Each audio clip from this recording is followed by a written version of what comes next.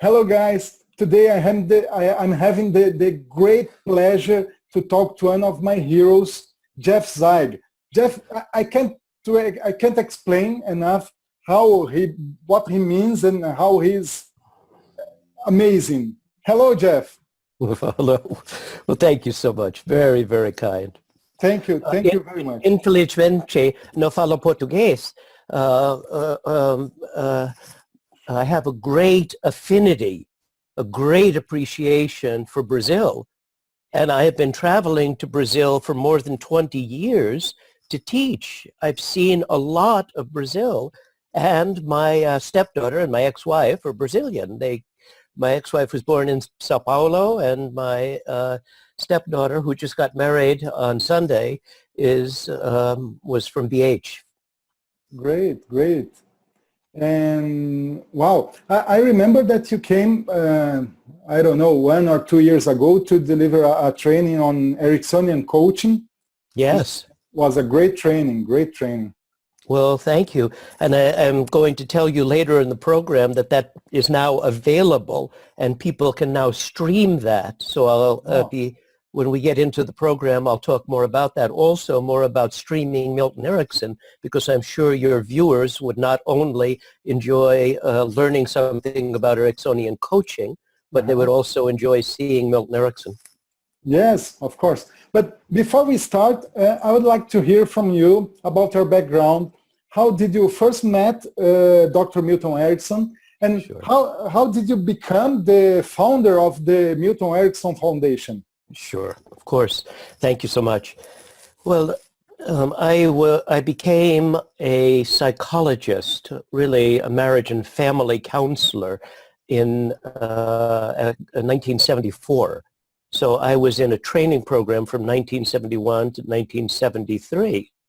And in my training program, getting my master's degree, mestrado, I was introduced to hypnosis. And that became something that was really interesting to me. How could you use hypnosis to help people more effectively? How could you use hypnosis to help people more deeply? How could you help people to access some of the resources that they have? And it seemed like hypnosis was a super highway to be able to accomplish those things. So curiously, I asked one of my teachers, I said, okay, now what do you read? And he said to me, read Milton Erickson. I said, who? Because I had not heard the name. Now, there was only one book that was really available, which was a collection of his papers. Now there's more than 100 books that are directly or centrally about Milton Erickson. And I started reading his papers, and I went, wow, because this was so different from what I was learning in school about counseling human beings. And Erickson's remarkable effectiveness, his remarkable way of thinking intrigued me, and I wanted to learn. So I wrote a postcard, a very simple postcard to my cousin. And she was studying nursing in Tucson, Arizona, which is only about 1.5 hour drive from Phoenix, where Milton Erickson lived. And I said, I just started studying hypnosis, and if you ever go to Phoenix, you should visit Milton Erickson. He's a genius. At the time, I was living in Northern California. And my cousin wrote me back, and she said, don't you remember my old roommate, Roxana Erickson? And my cousin had, in her college years, had gone to Mexico, and they were studying some anthropology, and she met Roxana, and then I met Roxana in around 1970. I hadn't remembered. I remembered that my cousin said, you know, Roxana's father is a famous psychiatrist. But I wasn't so interested in psychiatry in 1970. Mm-hmm. So I wrote to Erickson because as a young psychologist, and the idea that you could study with a master. Now, there's certain things that you can learn on the internet. You can learn mathematics on the internet. You can learn chemistry on the internet. But you can't really learn human relations in a profound way without having a direct master. Mm-hmm. And so to me, when I wrote to Milton Erickson and I said, can I please study with you? Can I please visit with you? Be in your presence? And he said, okay.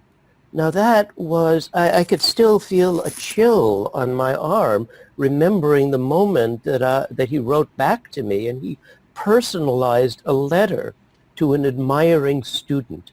I was just a nobody. Mm-hmm. I was finished my master's program and beginning my career as a psychologist and a counselor and a coach. And Erickson wrote in that letter, when you read my work, presupposing that I would, don't pay attention to the techniques, to the wording of suggestions. The really important thing is motivation for change, and the fact that no human being ever fully knows his own capabilities. Now, I must have read that line 15 times. I was stunned that this genius was personalizing a letter to an admiring student. Mm-hmm. So in December of 1973, I traveled to Phoenix from Northern California to spend 3 days with Milton Erickson. And actually, the transcript of that and some introductory chapters is in a book. And that book is translated into Portuguese, a teaching seminar with Milton Erickson.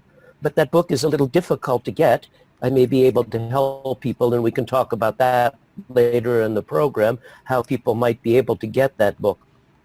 So what I encountered, now, I thought I was coming to learn from this genius. I was going to learn hypnosis. I was going to get all of these technical skills. I was going to learn how to do things using paradox. You know, at that time, the word reframing did not exist in the vocabulary of counselors. It was not something that was commonly done.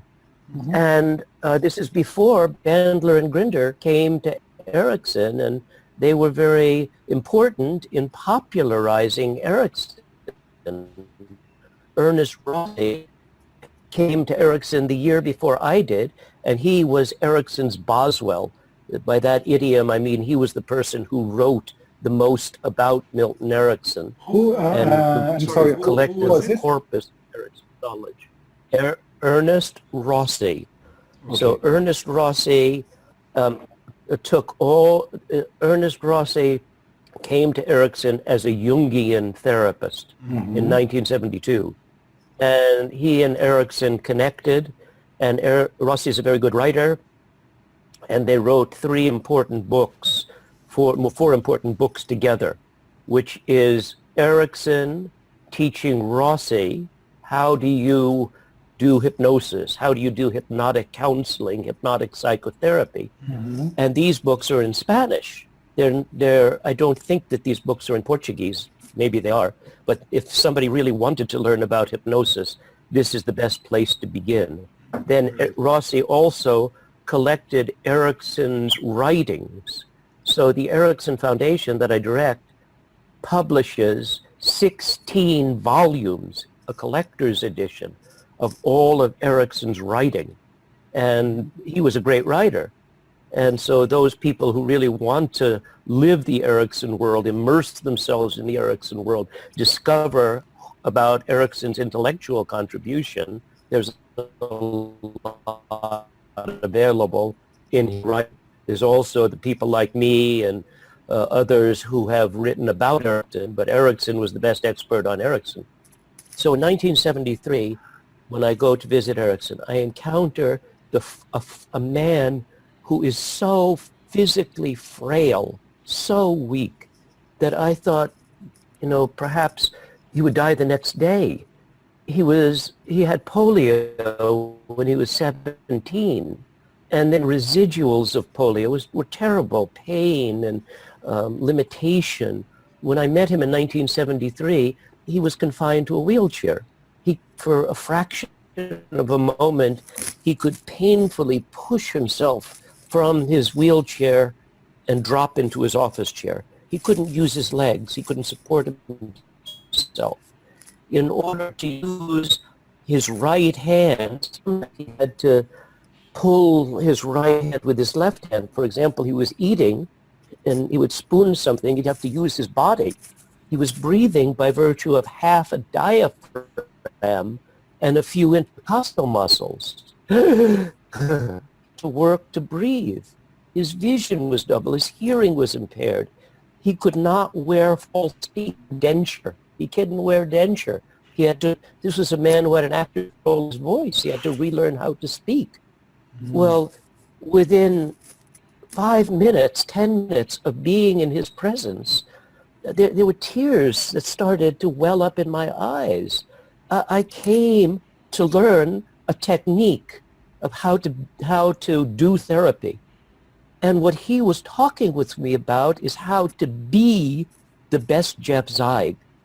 And he was one of those people who vindicated the earth by his presence in the planet. He was a person like Mother Teresa. He was not interested in money. And I'm writing his biography right now. There's another website that people could look at, ericksonbiography.com, and see a little more information about Erickson. And this biography, I hope I'll finish it next year, because he was a tremendous intellectual contributor. And what I encountered in Erickson was not a technician. That's what I thought I was going to visit. I'd talk with somebody about technique. But what I encountered was the most complete human being that I have ever met. Somebody who was just so attentive, so present, so interested in me, so precise, so incredibly humanistically loving. Well, that wasn't just me, that was who he was. This man was curious and interested in people. And so within the first the first hours that I was with him, I didn't care about learning technique. I just wanted to see how he mastered life. Because if you came to Erickson with pain, well, he probably had more pain than you did. If you came to Erickson with limitations, well, he probably had more limitations than you did. And he was laughing all the time. And life was extremely funny to him. And he was so amused by the human predicament and could even laugh at his own discomfort, laugh at his own limitations. So I wanted to spend as much time with him as I possibly could, just because being in the presence of somebody like that, it makes you want to be a better person. I just wanted to be a better Jeff Zeig, because moment to moment, I saw him struggling to be the best Milton Erickson. And so that's what I really want to communicate in my teaching. Now, so many people come to seminars because they want to learn methods. Teach me reframing, teach me how to use hypnotic suggestion, teach me how to use conversational hypnosis. But that was really not the essence of Erickson. The essence of Erickson was that he was a people builder. He was helping people to be the best human being that they could be. And the techniques were not something that he was especially interested in explaining or categorizing. Shall I continue? Yes, of course. Okay. So Erickson was an essentially experiential teacher. He was not a left hemisphere teacher. He was not giving didactic information. I was his student for more than 6 years intermittently. Excuse me, in 1978, 2 years before he died, I moved to Phoenix explicitly to be closer to Erickson. And over that time, he never, as in never, explained to me how to do hypnosis. He never explained to me how to use his famous techniques, the confusion technique, the interspersal technique. He never explained those things to me. 100% of the time, he was being experiential. And what I mean by that gesture is he was giving me experiences, hypnosis, stories, metaphors, tasks, symbolic assignments. riddles, games. And all of these experiences were to help me to be a better Jeff Zeig and not just to develop my left hemisphere. And I had never, ever encountered someone who was 100%, no exaggeration, 100% experiential. So if you asked him a didactic question, he could talk about a case, he could tell a story, he could do hypnosis, and immediately you were involved in the experiential world. Now let's understand that. If you want to learn physics, you read a book and you can learn physics. If you want to be happy in life, there is no book that explains 1, 2, 3, 4, now you're happy. And so happiness, motivation, curiosity, presence, these are all things that are experiential states, and they're not states that can be achieved through a simple mathematical algorithm. And what Erickson was interested in was helping people to have flexible access to effective states. What are the states that you need in any given situation, and how can you use the resourcefulness that exists in your history to be adaptive? So Erickson was experiential. I'm there. It's December 5th of 1973. Erickson comes into the office. Now, he's not popular at this time. It's only me and Erickson. And so he comes into the office. He pushes himself off of his office chair. He painfully flops into his wheelchair. He painfully arrives in his office chair. He looks to the floor and he starts telling me a story that he was in the city of New Orleans. And this city is known for its cuisine, excellent food in New Orleans. And he said that he went to a restaurant and he ordered 24 raw oysters. Okay, now he eats the oysters and then he orders 1/3 raw oysters. Now this is very unusual. No individual eats 36 raw oysters. But when he finished them, he ordered another dozen. Now he's eaten 48 raw oysters. The waiter is stunned because this is so unusual. But when he finishes the 48, he orders a 5th dozen oysters. When the waiter brings the oysters, the waiter is completely beside himself. He doesn't know how to understand this. And Erickson looks up at the man and he says, 60 oysters for 60 birthdays. And I say, happy birthday, Dr. Erickson. It was his 72nd birthday. Now, his way of telling me that it was his birthday was not saying, it's my birthday today. He was giving me a little experience so that I could realize that it was his birthday. So, and I think he was just practicing at the moment, being experiential rather than being didactic. And he enjoyed this, and he wanted people to get this idea of how to help people realize being in effective states. When I left 1973, and I'm leaving and I'm thinking, oh, I just, don't know what to do. He's clearly not going to charge me a penny. He didn't charge anything. And he didn't charge Bandler and Grinder, and he didn't charge Gilligan, and he didn't charge Dilts. He was not interested in people's money. I didn't have any money then. I just finished my degree. I would have paid him anything. I had no idea how I was going to pay him. And he didn't charge. It was this tradition that if you have something, you give it to the people who you believe can use it.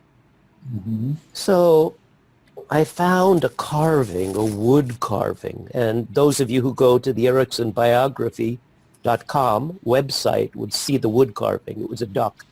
And Erickson loved wood carvings. He was a wood carver. He was a good wood carver. He enjoyed carving wood.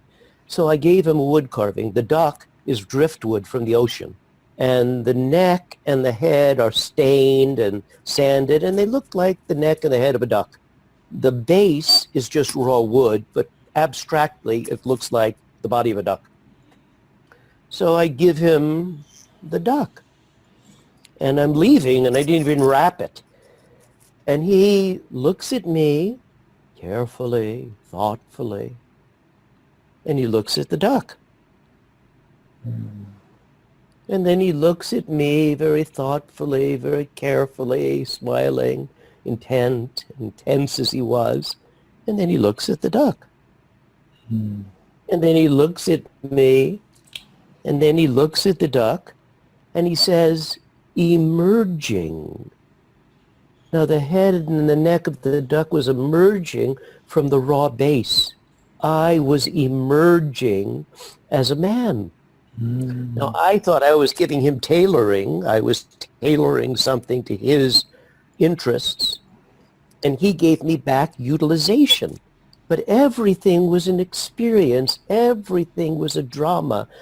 The utilization skills of this man were so highly developed that it was a state that he was in.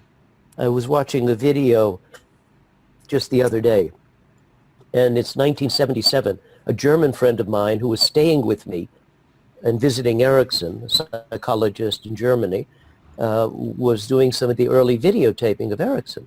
And this man is a therapist. He's working with a couple, and he wants to get supervision from Ericksson. So the problem with the couple was that the man had lost sexual interest in the wife. And the wife had scoliosis. In other words, her spine was curving, and she was becoming smaller. The therapist believed that the scoliosis was the primary reason that the husband had lost sexual interest. And he presented the case to Ericksson. Ericksson, a farm boy, practical, not theoretical, immediately says, well, if I would have had that patient, I would have said to the man, women love curves. A man will love curves. Men really love curves. Men are designed to love curves. Men are biologically built to love curves.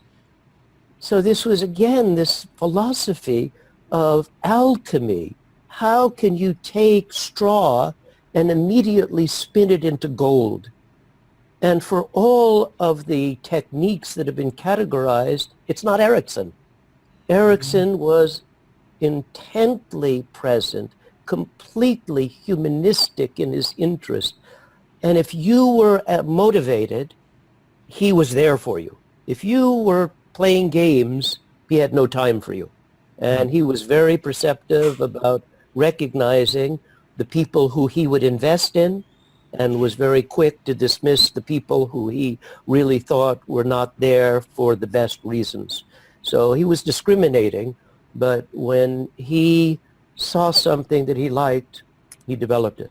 So in 1978, I was living in Phoenix, and I wanted to say thank you. So I said, I want to organize a Congress in your honor in December of 1980 to coincide with your 79th birthday. It'll be a birthday present, but I also knew it would be something for him to look forward to, an opportunity to see his friends one more time. I would have coordinated with his 80th birthday, but I didn't think that he was going to get there. And so finally, like I said to him in March, here's my proposal for organizing a Congress. We sat on it. At the end of March, I said, here's my proposal. It's Congress. He sat on it. April, I asked twice. He sat on it. Finally, in May, when I had proved my motivation, he said, okay.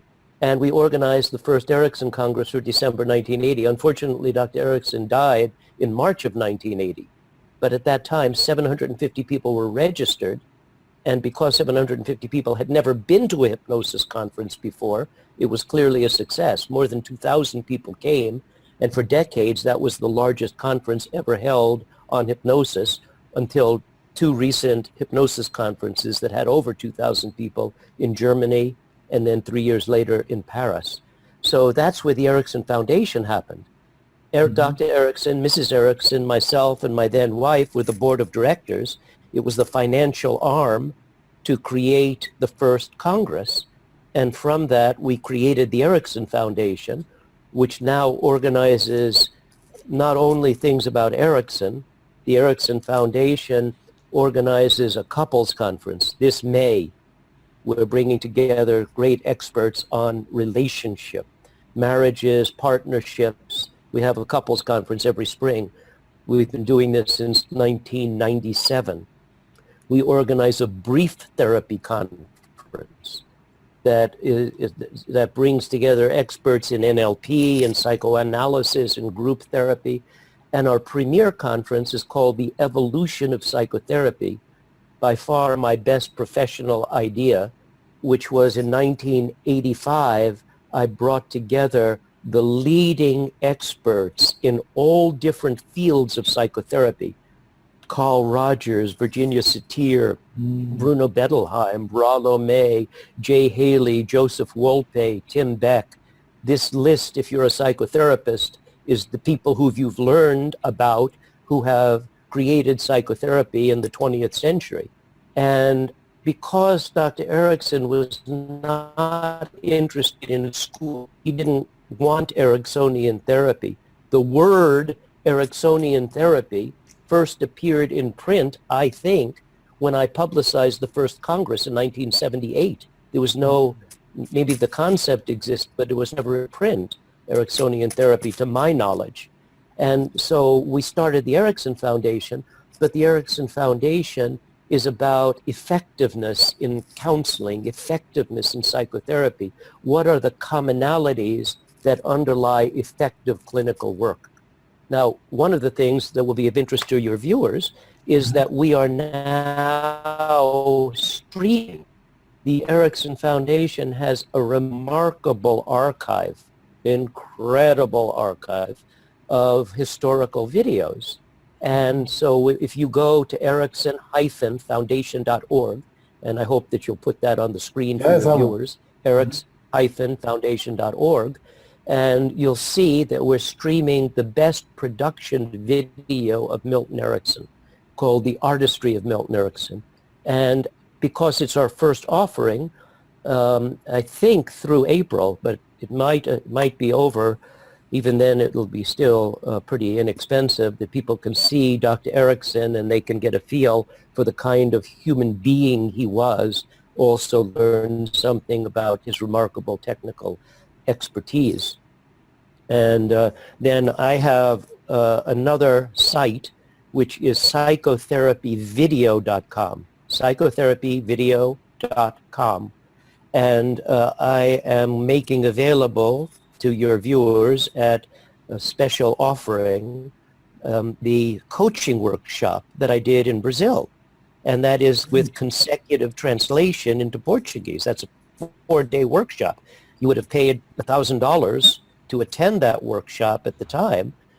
But now I'm making that available on psychotherapyvideo.com, and your viewers will be able to get my 4-day coaching workshop if they with consecutive Portuguese translation.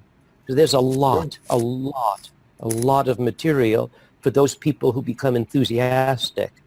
And what I'm hoping that happens by virtue of our discussion, my monologue, not really a discussion, is that people become interested in who Erickson was and not just the remarkable technical expertise, because as expert as you are, if you don't have the heart, you're missing 51% of the power. And you can, and fortunately from Erickson, we can learn about the heart of change and not just about the techniques of change.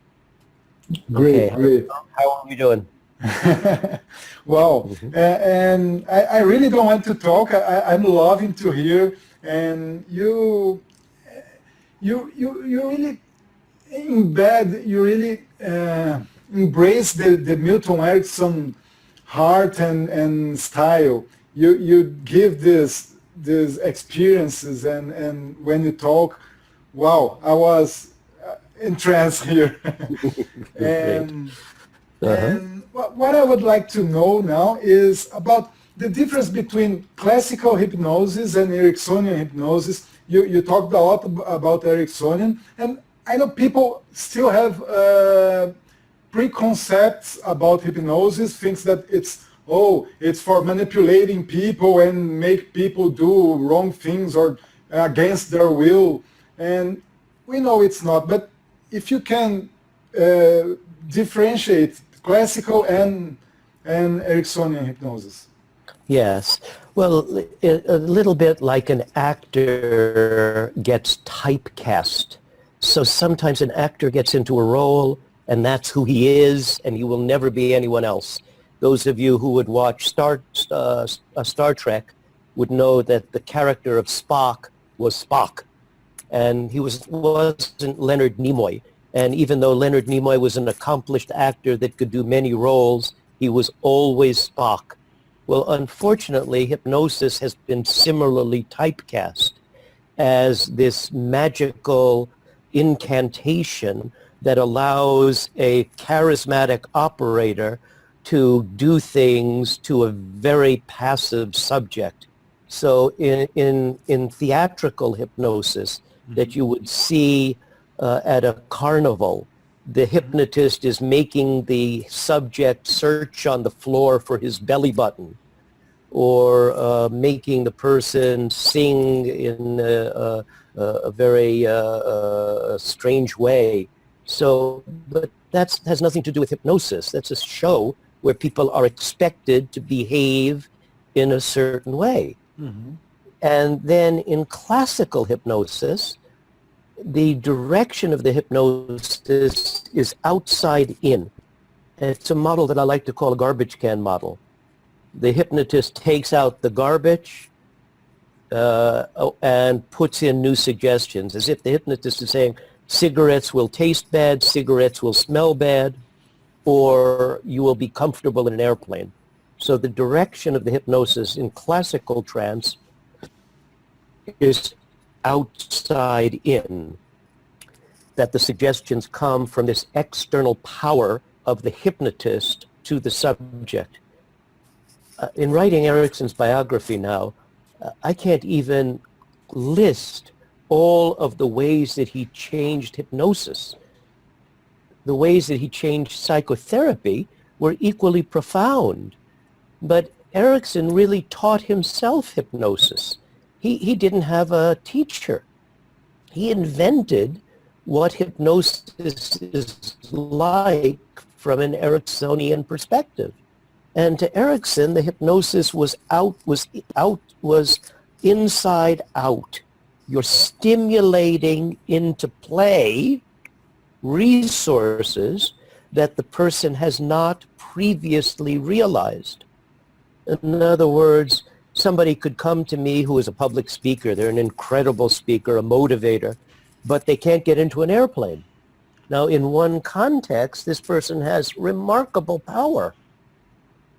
But in another context, this person is behaving as if they have no resources. So what Erickson was doing with hypnosis is helping people to reconnect the resources, the adaptive states that they have, and bring them into center stage. Effectively, whereas in the media, we think about hypnosis as putting people to sleep, Erickson was using hypnosis to wake people up to the potentials that they have and to help them have an experiential realization. Of course you can. Of course you can change. Of course you can cope adequately with your situation. And when you went to see him, because of his infirmities, the room was perfumed with the essence, the aura of course you can. And the deterministic power of that ambience, of that aura, was so great, and it was intentionally crafted. Erickson was a very intentional person, and he was so incredibly precise. He knew what he was doing. He didn't necessarily explain it, because what's the difference between heaven and hell? The difference between heaven and hell is that in heaven, they tell jokes. In hell, they explain them. And Erickson was one of those people who, if you could do it, just do it. And other people, if they can't do it, they teach and they explain. And Erickson would just do it. And you would be immersed in this incredible hypnotic ambience, but it wasn't like watch the watch or the spinning disc. It was seamlessly introducing a kind of conversational trance that would help people to get into a different state. So for example, when patients come to me, they're in a state that's ineffective. They're limited, they're uncomfortable, they're withdrawn, for example. And what we want to do is to help people to get into a more adaptive, constructive state. And hypnosis is an experiential method. Hypnosis is not a way of giving information. You don't use hypnosis because you want to explain things to people. You use hypnosis because you want them to give them an example. You can change your state. And so Erickson was using hypnosis in ways that he called naturalistic. Like even though only 15% of the time did he actually put people into formal trance, 100% of the time he was taking orientations from hypnosis and bringing them into the foreground of the human interaction, because he was interested in helping people to be the best that they could be and not just to understand. Great. Okay? And Something else. Yes. You talked about conversational hypnosis, and it's funny how the greatest hypnotist on earth used just 15% of the cases the formal trance, and it was so effective to just talk and deliver the message. And I would like you to share your story about when you stopped smoking. You talked about smoking. How did you happen? Sure. How did it was very fun, and it's a great illustration of a case from Erickson. So I'm at this time I'm in my doctoral program, and I'm teaching introductory psychology as part of my training. I have my own class, and I'm smoking a pipe. And I think this is, very sophisticated, and I'm the young psychologist pipe smoker. And I have European pipes, and I have a pipe rack, and I have a silver lighter, and my special blend of tobacco, and my leather tobacco pouch, and it's a hobby. I am a pipe smoker. And so I'm sitting in Erickson's garden because I don't even remember exactly how it happened. I had no money. And so Erickson had a small guest house, a small bedroom, and because I had no money, Mrs. Erickson would come to the airport and pick me up. I didn't have a taxi fare.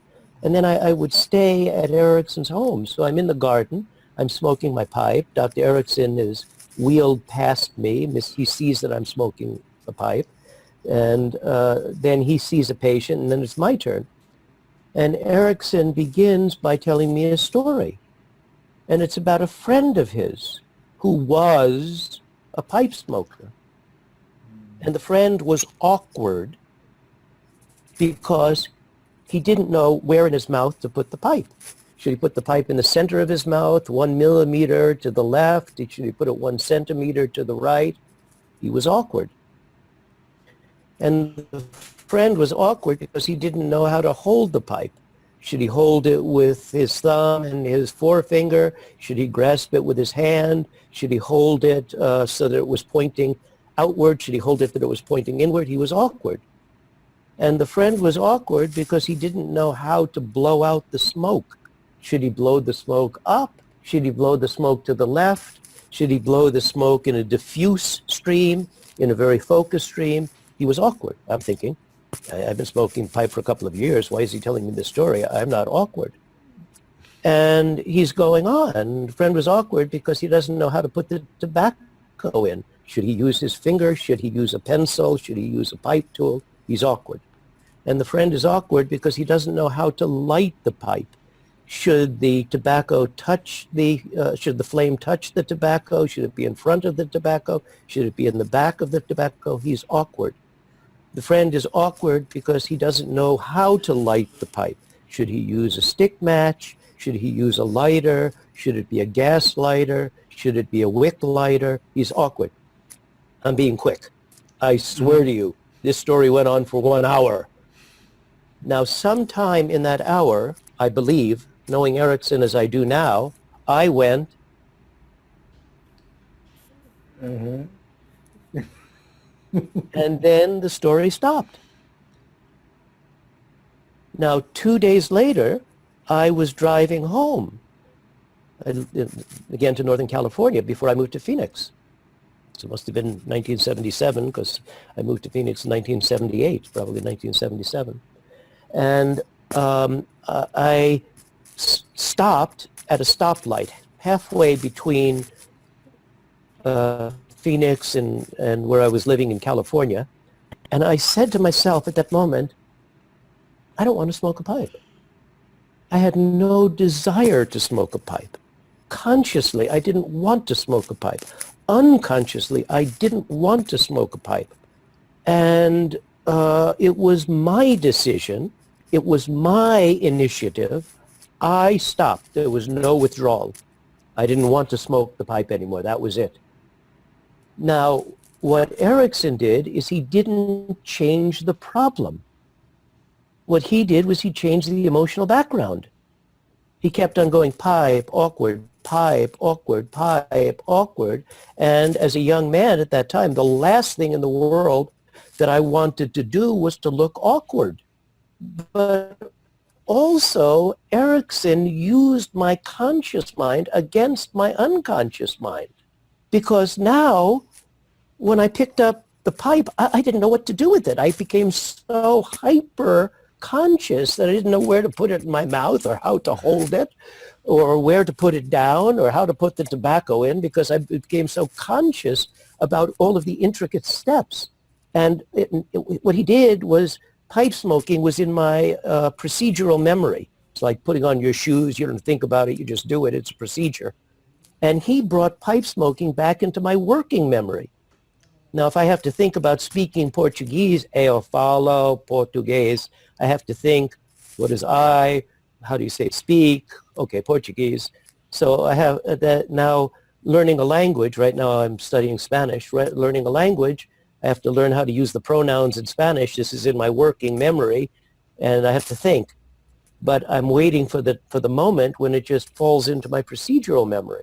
So he took something out of procedural memory and made it working memory. He used he used a conscious pattern to solve an unconscious habit. And that was it was so simple. Plus, he never, ever, never asked. He never said, Jeff, did you stop smoking a pipe? He never asked. It was not his business. He just held up a mirror. Mm-hmm. He gave me an opportunity to view myself against a different emotional background. And I was intelligent enough to step up. He didn't have to instruct me, cigarettes, smoking, pipes, give you lung cancer, give you tongue cancer, give you lip cancer. He didn't have to tell me. He just created an experiential moment where I could realize something that I already knew. I knew smoking was bad, but I didn't realize what I knew. And that's a common problem in therapy. How do you move from the land of knowing to the land of realizing? And you do that by virtue of the experiences you live better than from the information that you get. Information is not a superhighway to realizing. Living change, living an experience helps us to create a string of states that form the essence of our identity. We have a number of experiences of being effective, being effective, being effective. I'm an effective person. We have a number of experiences of being motivated, motivated, motivated. I am a motivated person. So what Erickson would do was create a chain of pearls. Here's a pearl, here's a pearl, here's a pearl, and suddenly you would string these pearls into a necklace and it would be you. And so Erickson was working what some people say is on unconscious levels, but really when we study contemporary social psychology and the way in which people are influenced by things that are outside of their awareness, where they don't realize the cue and they don't even realize the response. People are influenced outside of their awareness.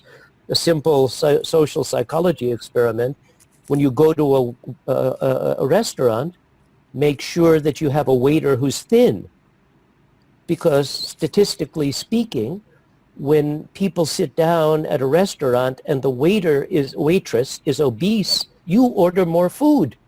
Really? You don't realize why you're doing that. But when they research how people respond unconsciously to cues in the environment, people respond without recognizing what it was that caused the response. And so these effects are now widely studied in social psychology. I think more important than taking a class in hypnosis is to have a foundation in understanding social psychology, which is now readily available. There's tens of thousands of studies that demonstrate how people respond to things that are outside of their awareness.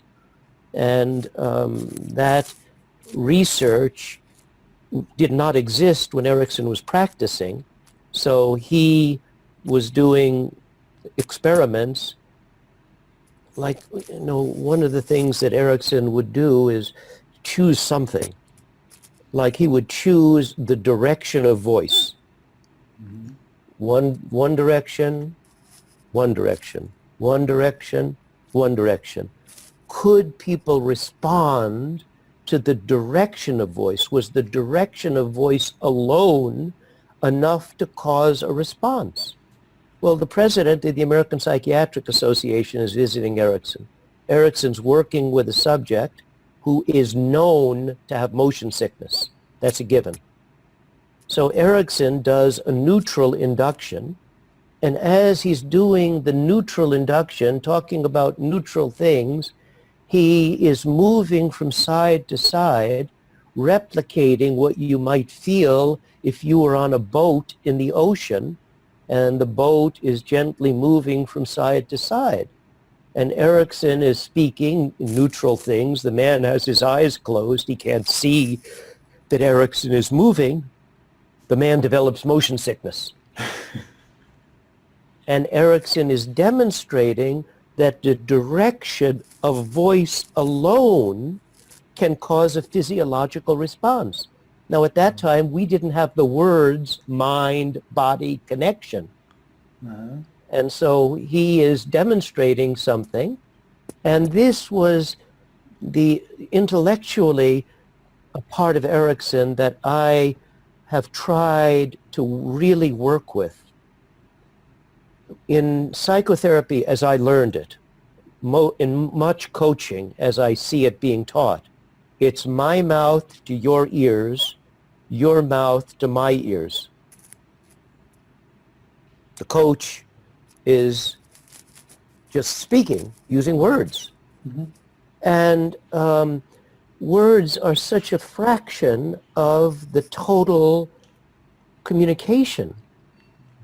And it would be like a painter who was only painting using the color blue. Well, when you have a palette and you have so many colors, you explore what can you do. So Erickson was never credited with this, but he was an explorer of the potentials of human communication. How can you use gesture, posture? How can you use gesture? How can you use proximity? How can you use the tone of your voice? How can you use the tempo of your voice? Mm-hmm. How can you use different aspects of hesitations, of pauses? What is the total palette that a communicator has at his disposal to help another human being realize his potential?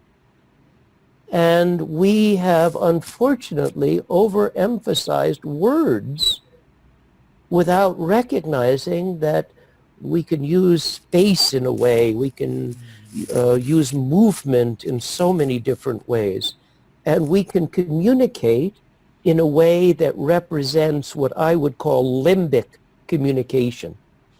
Mm-hmm. This is the human brain, this is the spinal cord, cerebellum, which is blinking, breathing, digestion, your reptilian brain, the thumbs, your limbic system, your emotional social brain, the amygdala, the accelerator, and the medial front, the gray matter, the medial frontal precortex, the brakes.